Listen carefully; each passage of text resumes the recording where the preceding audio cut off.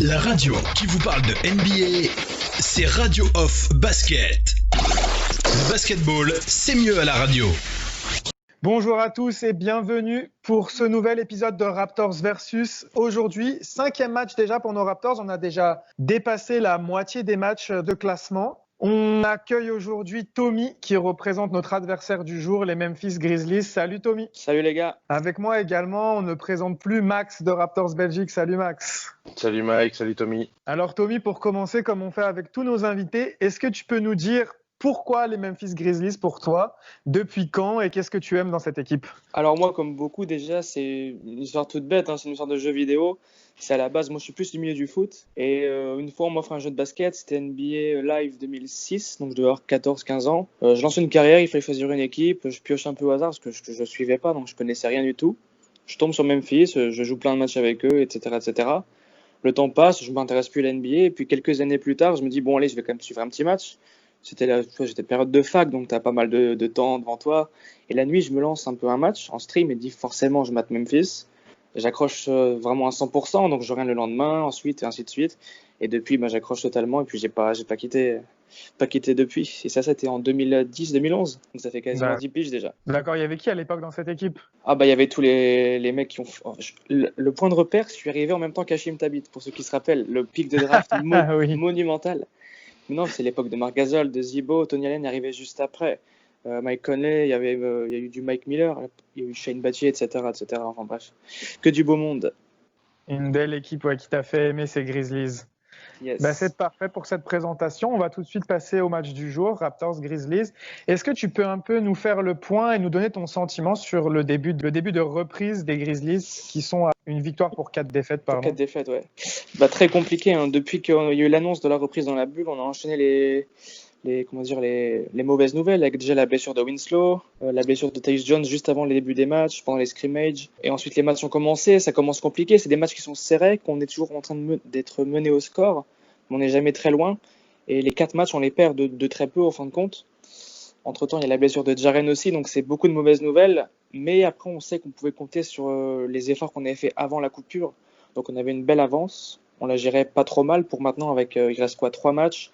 On n'est pas trop mal positionné pour quand même participer à ce play-in. Du coup, il n'y a pas forcément de l'inquiétude pour toi par rapport à la participation en play-off. T'es pas abattu comme on aurait pu le croire avant la dernière victoire qui vous a quand même relancé. Abattu non, parce que même si on n'a pas été très bon, on est en 1-4, ouais. Nos adversaires n'ont pas été meilleurs. T'as les Pelicans qui font n'importe quoi, qui perdent beaucoup de matchs. T'as Sacramento pareil, les Spurs sont pas trop mal. T'as Phoenix qui gagne beaucoup de matchs mais qui débarre de très très loin derrière. Et t'as que les Blazers là qui viennent de perdre un match très important pour nous face aux Clippers, donc ça fait du bien aussi. Donc on n'est pas au fond du trou, mais on y croit encore. Max, quel est un peu ton sentiment après la défaite des Raptors? En plus, c'est pas une défaite, c'est un peu une humiliation face aux Celtics la nuit dernière. Très énervé.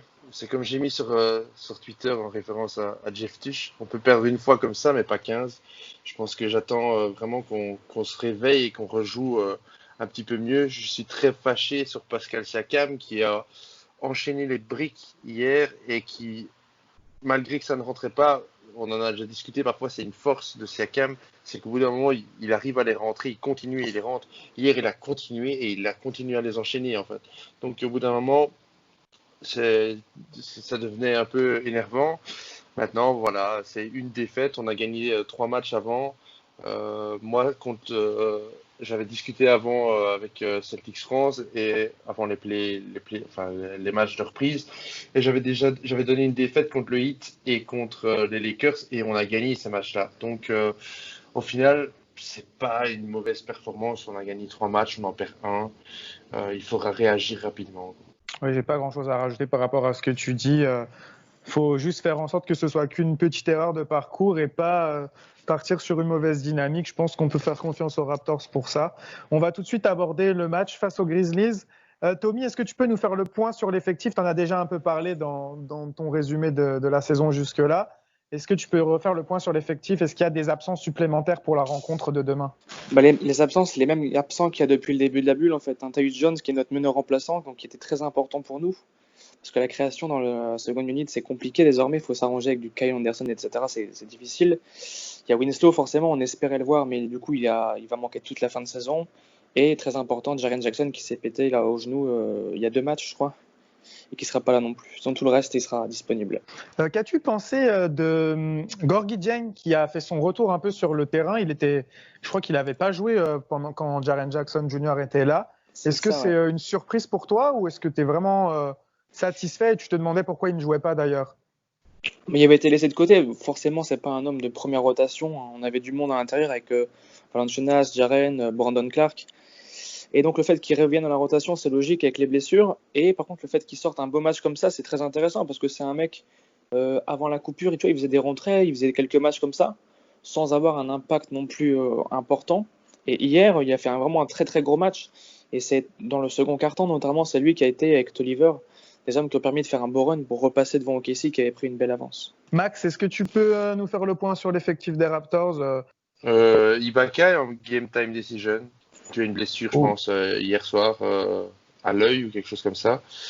On verra s'il va jouer. C'est important justement parce que le secteur intérieur des Grises est assez renforcé avec justement Gorgui et Jonas. Donc si on n'a que Gasol, Gasol serait content de jouer tout le match contre les Grizzlies, mais il va falloir le faire un peu souffler.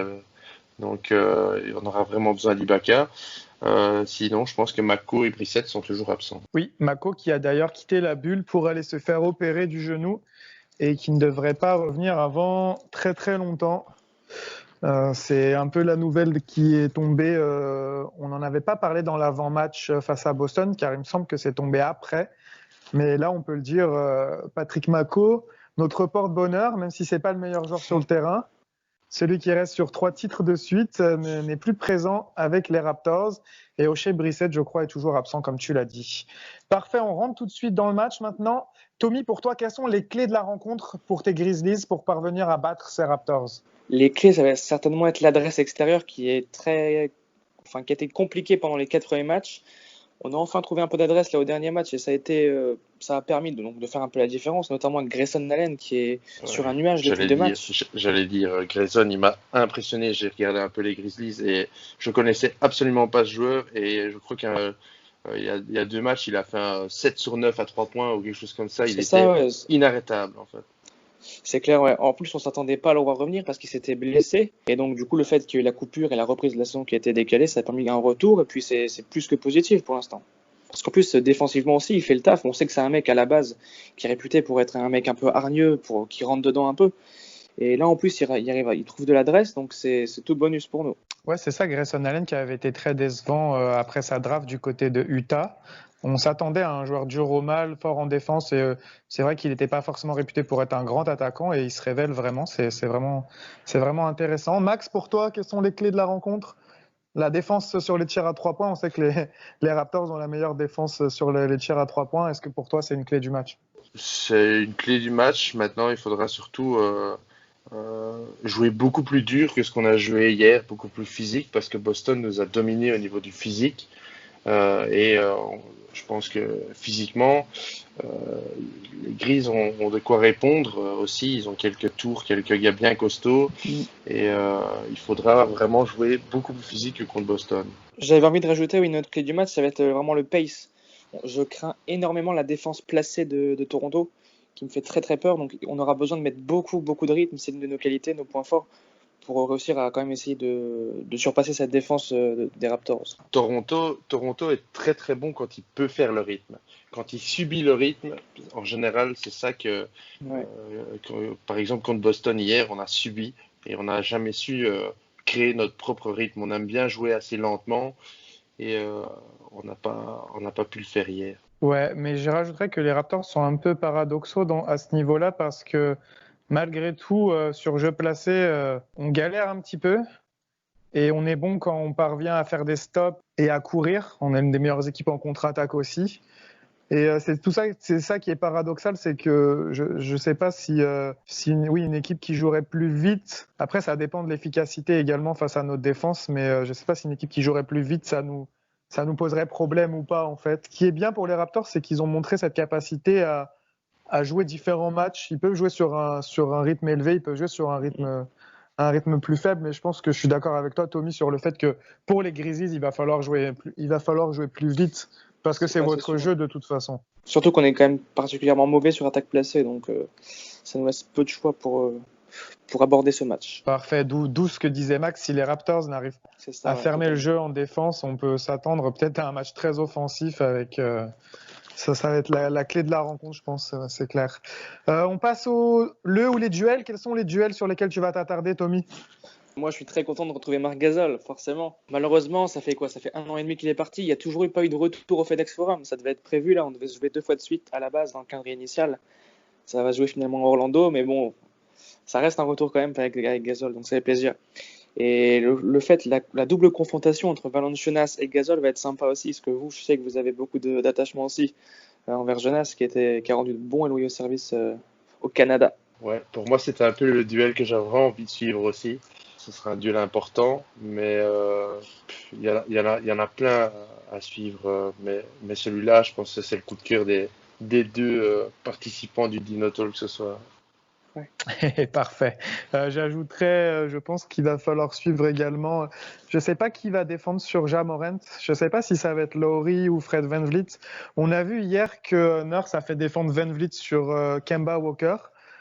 Donc on peut penser que ça sera VanVleet qui défendra sur Morant, mais bon, comme d'habitude avec les Raptors, la défense sera collective et on devrait voir beaucoup de switch et de choses comme ça.